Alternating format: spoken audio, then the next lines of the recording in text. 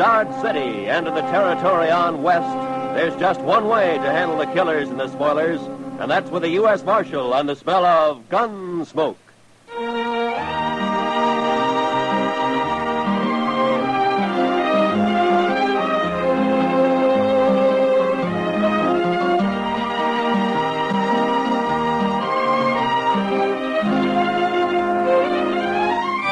Gunsmoke, starring William Conrad. The transcribed story of the violence that moved west with young America. The story of a man who moved with it. Matt Dillon, United States Marshal.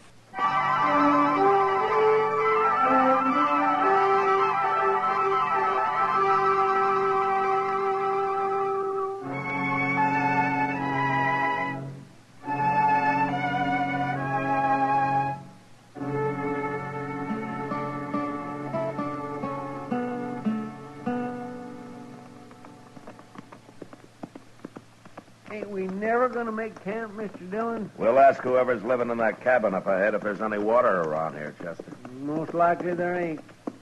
These settlers put up a cabin just anywhere and then start praying for rain. Oh, we could have camped back on Smoky Hill River. No, sir. I'd rather go dry. Just as long as we make Dodge by tomorrow night. We'll make it.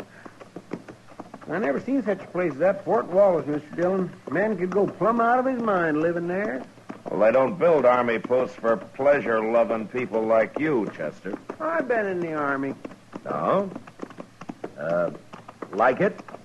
Well, sir, we didn't always see eye to eye, me and the Army, but at least I didn't get killed. Well, that helps. I'll bet you look pretty bold in a uniform, Chester. Oh, my, yes. I surely did. I wonder if there's anybody home here. Hello? Place looks deserted, Mr. Dillon. Yeah. Here, hold my horse, Chester. I'll take a look. Yes.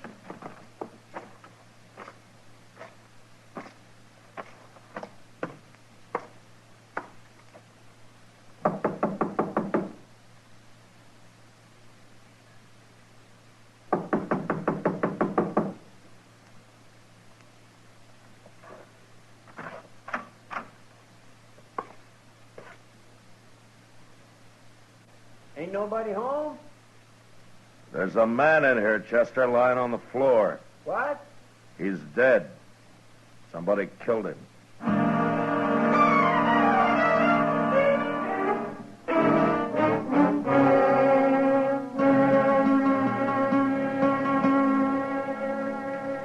We'll put the fire out now, Mr. Dillon. Yeah, we better get started. Looks like rain this morning. Yeah, it's too early to tell for sure.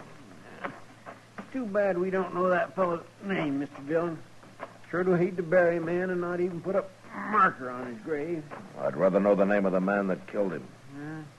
It's awful easy to get by with killing a man way out here. Yeah, too easy. Say, look over there, Mr. Dillon. Yonder comes a couple of riders. Yeah, I see him. What do you suppose they're carrying rifles for? Stand over there, Chester, about 10 feet from me, huh? Yes, sir. And keep the hair out of your eyes. Yes, sir, I will.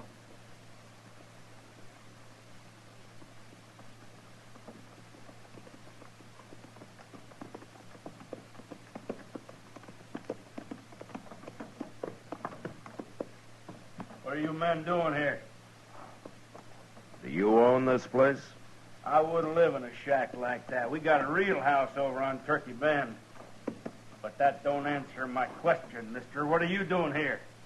We found a dead man in the cabin there last night, so we stopped to bury him. A dead man? That must have been Riley. What happened to him?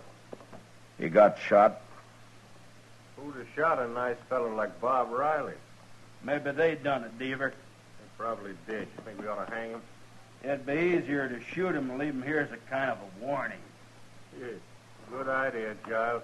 You move that rifle 1 inch, mister, and you'll die for it. Now go ahead, mister. You're calling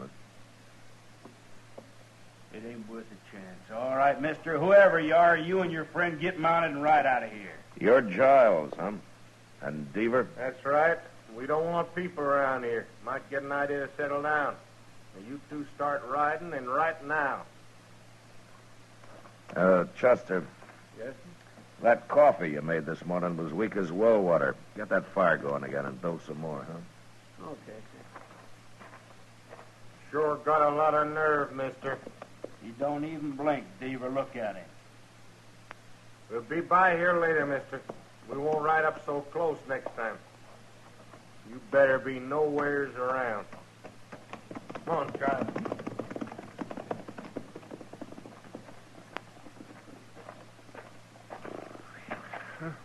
I almost stopped breathing, Mr. Dillon. It was 2 against 2, Chester. We'd have made out all right. Yes, I know, but it's the waiting that chills me. Say, you know something? I'll bet anything it was them that killed the fellow that lived here. Maybe. And I'd sure like to know more about those two. But right now, we better get started for Dodge. Yes, sir, I'll go get the horses. Chester and I got mounted and rode maybe a mile and a half when we came across a sort of a camp. There was a man there, a tall man with long yellow hair and bright blue eyes that seemed always to be looking into the distance. He had a mule and an old wagon and some hogs that he kept in a well-built, partly covered pen. But he hadn't put up a shelter of any kind for himself, and it didn't look as though he was about to. We got down and walked over to where he was standing by a small fire. Sit down, man. I got no coffee, but you're welcome to that pot of chicory. There's a spoonful of molasses in it. Well, thank you, but we just stopped to say hello. No need to hurry off, mister. My name's Obie Ridgers. Glad to know you, Richards. I'm Matt Dillon, and this is Chester Proudfoot. How do you do? I don't meet many people out here. Are you raising hogs? All my life. Not here, though. Well, where do you live, Ridgers? You got a house somewhere? Ain't lived in a house since I was 9 years old. I like it outside. I need to breathe. Well, you're outside here, all right. And I ain't gonna move no matter what they say. No matter what who says. Them two fellas up on Turkey Bend.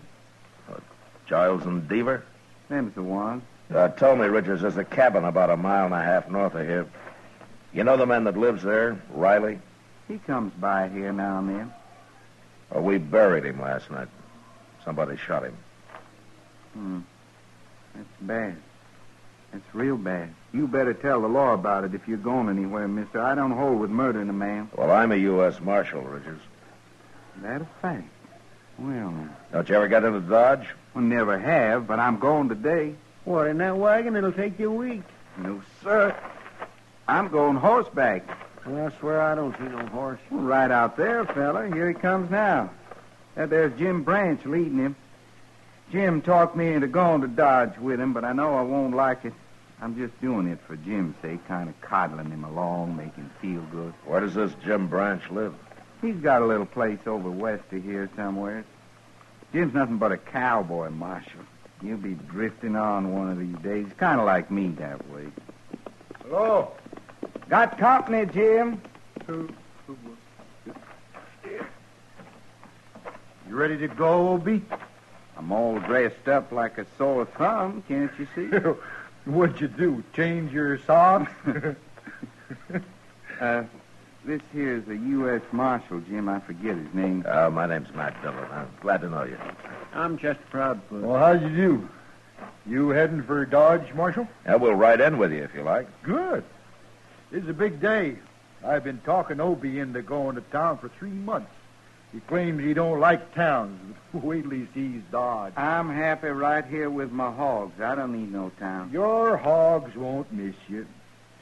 Well, let's get started. I gotta be back in 3 days, Jim, like you promised. Them hogs will starve if I ain't. You'll be back. Oh, say. What? The marshal here tells me Riley got shot. No. There's Giles and Deaver done it. Now, wait a minute, Richards. It looks like they did it, but if I could prove it, I'd be taking them in for trial right now. Well, it's too bad you can't, Marshal. They're no good, them fellas. Well, I can wait. They'll make a mistake sooner or later. But we better get going. It's 60 miles to Dodge.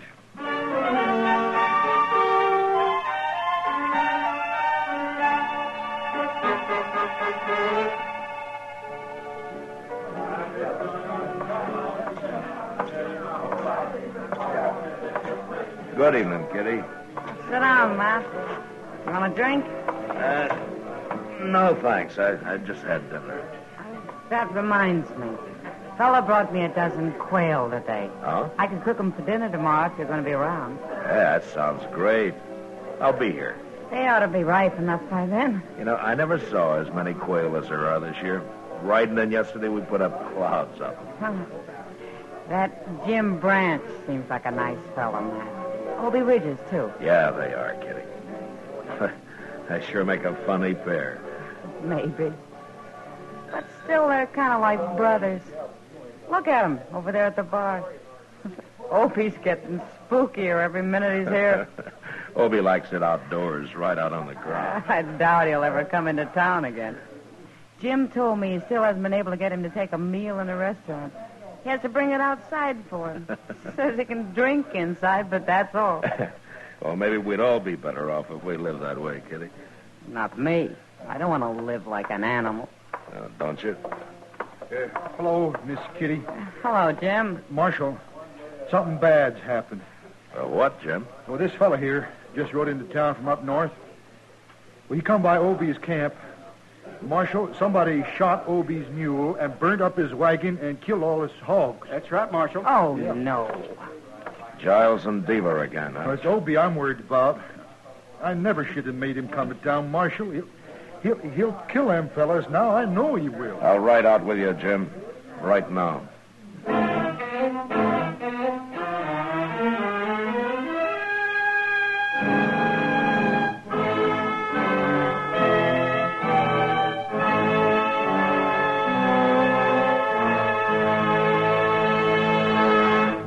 We will return for the second act of Gunsmoke in just a moment. But first, this coming Tuesday night on most of these stations, CBS Radio turns John Lund loose on his latest case of yours truly, Johnny Dollar.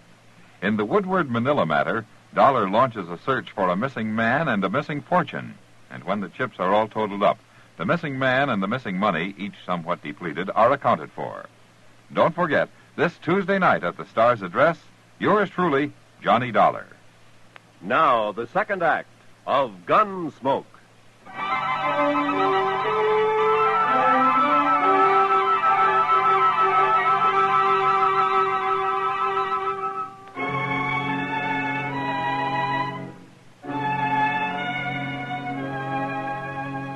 I wanted to ride out to Obie Ridger's camp that night, but Obie insisted on staying in Dodge. He even tried to have a good time for Jim's sake. Next day, however, on the ride up, he just sat his horse and stared straight ahead and never said a word. We reached his camp after dark, and we could see his mule and his hogs lying there in the moonlight, and the remains of his wagon, charred and ghost-like. There was nothing we could do then, so we lay down on the ground and went to sleep. But that was our worst mistake, as I discovered when Chester woke me next morning. Obie had disappeared, and he'd taken his rifle with him. We saddled up and rode for Turkey Bend. How much farther is it, Jim? Just beyond them trees, Chester. I told you Obie was going to kill these fellas, Marshal. Well, maybe they're not here. If they're not, he'll find them. Let's pull up.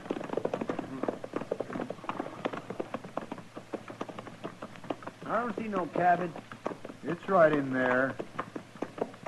There it is, see? Oh, sure. Wait a minute. Look over there, behind that log. It's Obie. Hey, Obie! We better walk over. Okay. Hey, what are you doing, Obie? Down, you'll get shot. Come on, let's run for it.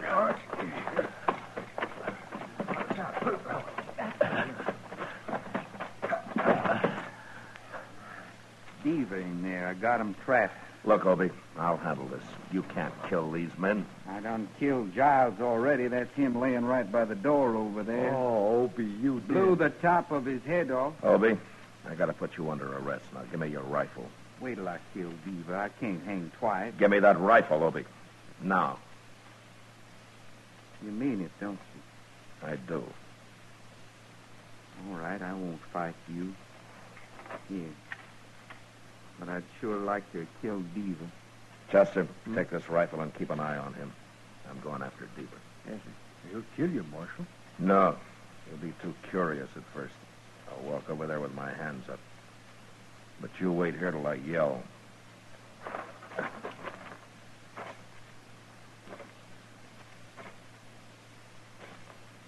Deaver! Don't shoot. I want to talk to you.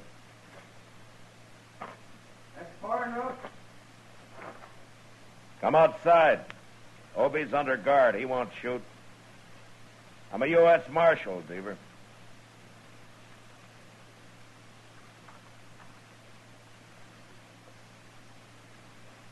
You're the feller we run into the other day up at Riley's cabin? I am. Now come on out.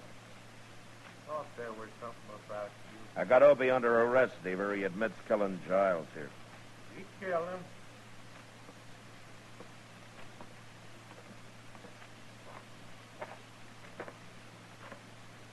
Did you and Giles slaughter his mule and his hogs? There's no reason to murder a man. No. No, it isn't. But tell me about you. Did you murder Riley? Well, wait a minute, You're Mark. going back to Dodge with us, Deaver. Oh, no, not me. Keep your hand away from that gun. Let's see how good you really are, Marshal. No!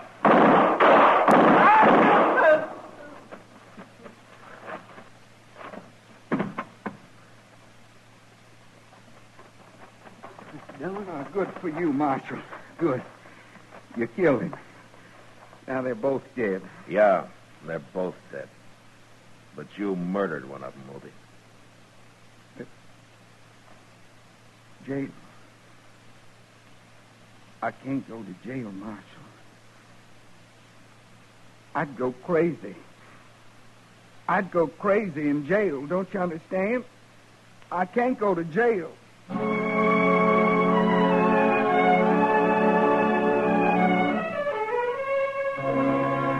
It was a hard thing to do, but I had no choice. And I took Obie back to Dodge and locked him up. A few weeks later, he went on trial. And after long deliberation, the judge sentenced him to life imprisonment. Obie stood up and said he'd rather be hung. Then I took him back to jail. And I sat there with him for a while. I thank you for everything you said, Marshal. You didn't have to do that. Well, I just tried to get the judge to believe you went crazy and you didn't know what you were doing, Obie. I knew what I was doing. I told him I did. Yeah, I know. Why wouldn't he let him hang me, Marshal? And he did what he thought was just, Obie. He didn't think you deserved hanging. I don't know how I've stood it this long in jail. I'm sorry, Obie. I wish I could help you. They got windows in the penitentiary, Marshal? Sure they have. Well, I'll be around later, Obie.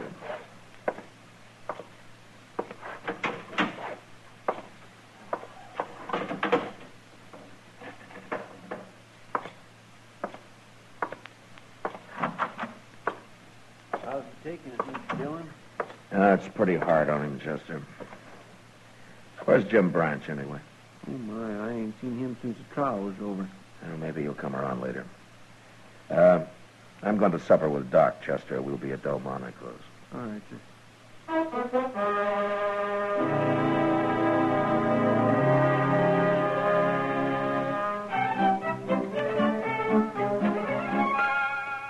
Well, a man like that could go crazy. Locked up, man? Oh, that's happened before. There's nothing I can do about it, Doc. Well, I know. I didn't mean it that way, Mac. Pass me the beans, will you? These are peas, Matt, but you're welcome to them. All right, peas. Peas, then. Thank you. Well, why don't you take a vacation, Matt? You know, go back east somewhere, kind of like St. Louis or Kansas City or someplace like that. Maybe I don't like towns either. Well, that's just what I mean. You need a vacation, all right. Oh. Yeah? Well, if I were a rich croaker, maybe I could take one. Rich croaker. Croaker? Oh, man. Oh, croaker, man, how could you say... All right, man, Doc. would you go... Take it easy, well, Doc. You'll bust something. It's a fine thing when a mere policeman can insult the noblest profession known to man. I was insulting you, Doc, not the profession. Oh, croaker. Oh, I might have known what it'd be like having supper with you tonight. I'll buy you a drink after, huh? How's that? Well, I don't know. Well, I'll think about it. Mr. Dillon, What's the matter, Chester? Obie Ridgers, he's dead. What? I heard a shot out back, and I run into his cell, and he was laying there dead. There's a gun on the floor. I don't know where he got hold of it. You better come look.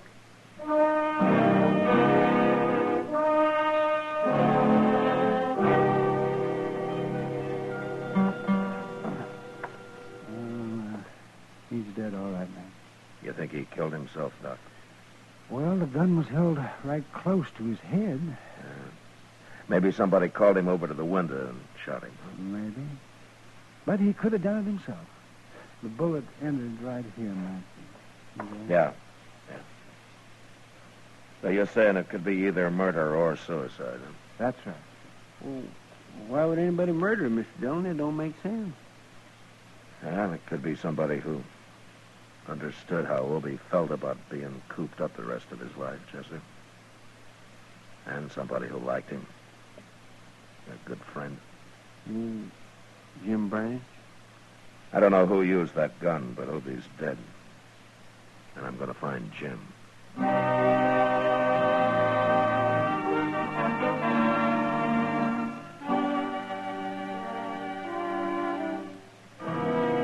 Jim Branch wouldn't talk one way or the other.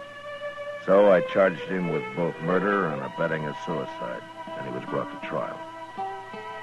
The trial didn't last long due to lack of evidence, and Jim was freed. He left the country soon after, and I never heard of him again. And as Kitty had said, he and Obie were kind of like brothers.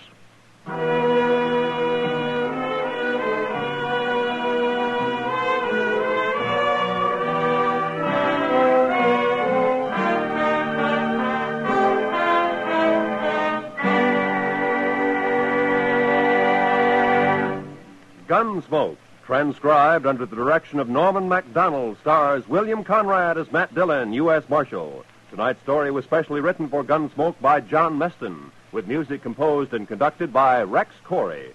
Featured in the cast were Vic Perrin, Lawrence Dobkin, Jack Crucian, and John Daner.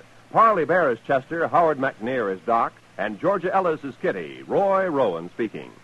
Join us again next week as Matt Dillon, U.S. Marshal, fights to bring law and order out of the wild violence of the West in Gunsmoke.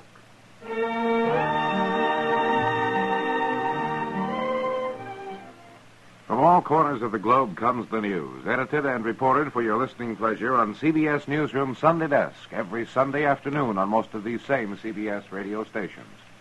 3 top reporters bring you the latest up-to-the-minute news in their specialized fields. Dick Joy tells you about news at home and overseas. Tom Harmon handles sports, and George Fisher reports the Movieland news. That's CBS Newsroom Sunday Desk, tomorrow at the Star's address. Eve Arden as Our Miss Brooks teaches you how to laugh tomorrow on the CBS Radio Network.